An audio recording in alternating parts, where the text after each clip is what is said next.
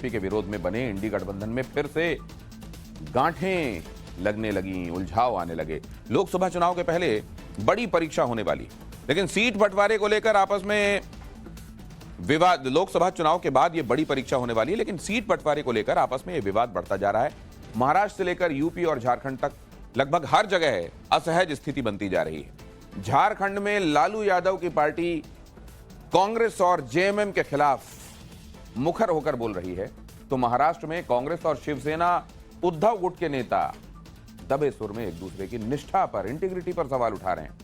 हम आपको बताएंगे इस रिपोर्ट में कि इंडिया अलायंस में कैसे विवाद बढ़ते जा रहे हैं। सवाल पब्लिक का की ये पहली एक्सक्लूसिव स्टोरी।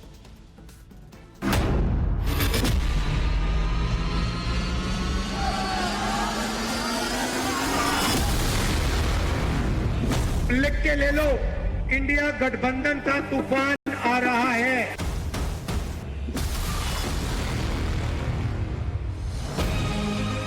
राष्ट्रीय स्तर के जिस गठबंधन ने 5 महीने पहले नरेंद्र मोदी के आत्मविश्वास को डिगा दिया था, जिस इंडिया अलायंस ने दुनिया की सबसे बड़ी पार्टी को लगातार तीसरी बार अपने बूते सरकार बनाने से रोक दिया था, जिसके आसरे नरेंद्र मोदी के प्रधानमंत्री रहते राहुल गांधी नेता प्रतिपक्ष की कुर्सी तक पहुंच पाए, मोदी विरोधी पार्टियों की जिस एकता ने नई लकीर खींच दी थी, वो 170 दिन बाद ही सवालों के चक्रव्यूह में खड़ा है।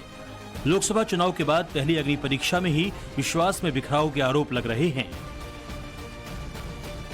जहां तक दरारों का सवाल है, इंडिया अलायंस का अर्थ ही दरार है। वो अलायंस कहां है? वो दरार ही दरार है जिसमें रफू नहीं लग रहा है। ये सिर्फ सियासी नश्तर भर नहीं है। महाराष्ट्र से लेकर झारखंड व यूपी तक जिस तरह सीटों को लेकर माथापच्ची चल रही है इंडिया अलायंस में, जिस तरह की नाराजगी है, उसे देखते हुए लोग जानना चाहते हैं, क्या वाकई इंडिया अलायंस में घमासान मचा हुआ है? क्या महाराष्ट्र और झारखंड में इंडी गठबंधन टूटेगा, या फिर चुनाव से पहले ये सारे विवाद सुलझा लेंगे? इन सवालों के जवाब जानने से पहले जान लीजिए कि इंडिया अलायंस में कहां-कहां सीटों के बंटवारे को लेकर पेच फंसा हुआ है। महाराष्ट्र में कांग्रेस और उद्धव की शिवसेना के बीच विवाद जारी है। झारखंड में लालू यादव की पार्टी हेमंत सोरेन और राहुल गांधी से नाराज है। उत्तर प्रदेश में उपचुनाव होने हैं, वहां समाजवादी पार्टी और कांग्रेस में पेच फंसा हुआ है। सबसे पहले जानिए कि इंडिया अलायंस की धुरी में जो महाराष्ट्र था, जहां के शरद पवार और उद्धव ठाकरे मोदी विरोधी गठबंधन के सूत्रधारों में से एक थे, वहां पर कांग्रेस और शिवसेना के बीच धागा उलझ गया है। सूत्रों की माने तो 288 विधानसभा सीट वाले महाराष्ट्र में इंडिया अलायंस यानी महाविकास अघाड़ी में 20 सीटों पर विवाद जारी है। इसमें विदर्भ की 5 से 7 सीट शामिल हैं, जबकि मुंबई की 3 अल्पसंख्यक सीट पर भी उद्धव ठाकरे के दावे से विवाद बढ़ गया है। सबसे ज्यादा विवाद है जो विदर्भ का इलाका है, जहां कांग्रेस की स्थिति बेहतर बताई जाती है, जहां से खुद नाना पटोले हैं, जहां पिछले चुनाव में ज्यादातर सीटें बीजेपी जीती थी। दबे हुए शब्दों में कांग्रेस भी स्वीकार कर रही है कि पेच फंसा हुआ है। लोगों को लगता है अभी बाकी है गठबंधन के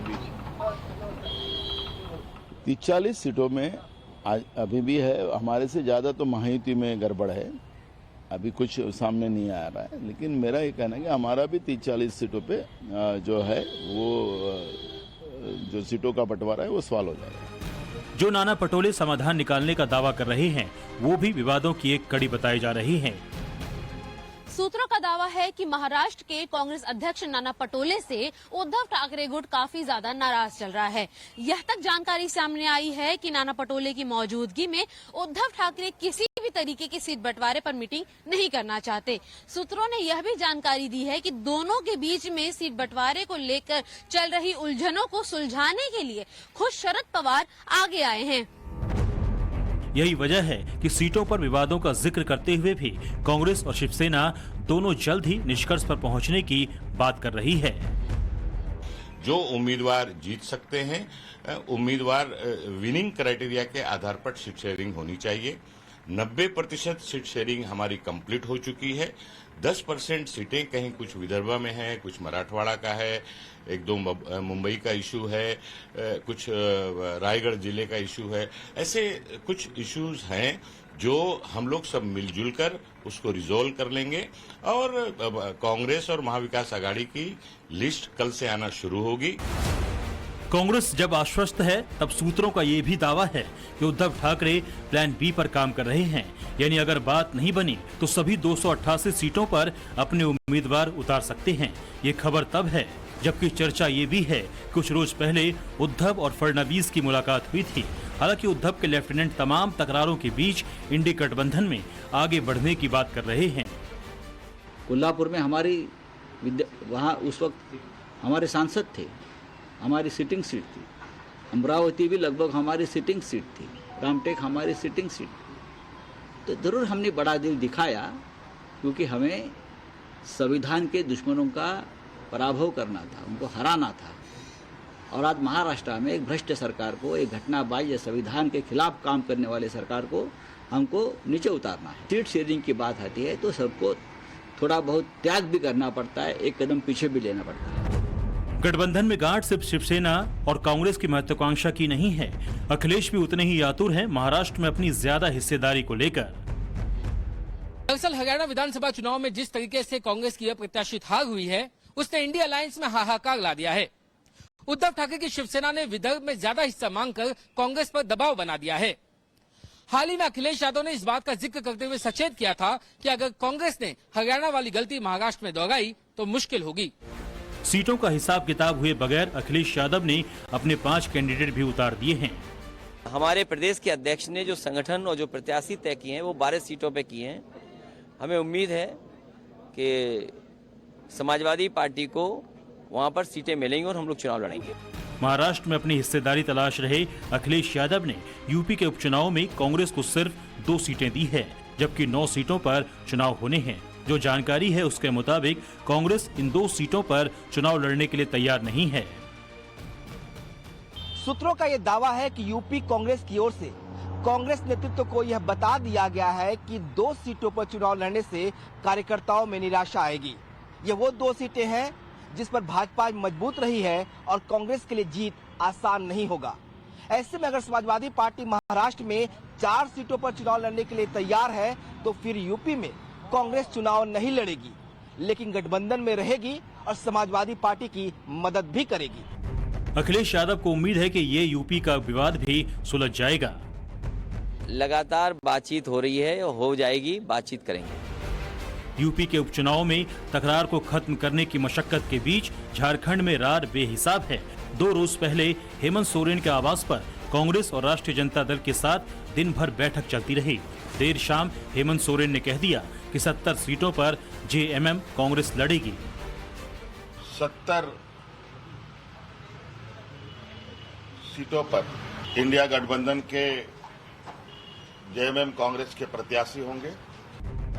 81 में से सिर्फ 11 सीटें बच गई, जिसे आरजेडी और लेफ्ट में बांटना है। ये सुनते ही लालू यादव की पार्टी हत्थे से उखड़ गई, क्योंकि बताया जा रहा है कि 11 में से 4 सीट लेफ्ट को देने की तैयारी है। ये न राजद की ऐतिहासिक ताकत के अनुरूप है, न समकालीन जो परिस्थितियां हैं उसके अनुरूप है। अलग अलग जिलों में हमारी जो प्रेजेंस है वो बहुत ताकत की है। हमने पूरी जो मीटिंग की है उसमें हम लोगों ने 15 से 18 ऐसी सीटें चिन्हित की हैं अलग अलग जिलों की, जहां हम शायद अकेले भी बीजेपी को परास्त करने में सक्षम हैं। जाहिर है महत्वाकांक्षा के तले झारखंड में भी इंडिया अलायंस के खंड खंड होने का खतरा बढ़ चुका है। यूं तो इससे पहले हुए हरियाणा के चुनाव में आम आदमी पार्टी इंडिया अलायंस से अलग चुनाव लड़ी थी। जम्मू कश्मीर में भी पीडीपी और आप ने इंडी गठबंधन से अलग रास्ता अख्तियार किया था। लेकिन महाराष्ट्र, झारखंड और यूपी में अगर बात बिगड़ती है तो सवाल कई उठेंगे। और अब तक जो सीटों की चाह दिख रही है उसी ने इंडिया अलायंस के भविष्य पर सवाल खड़े कर दिए हैं। ब्यूरो रिपोर्ट, टाइम्स नाउ, नव भारत।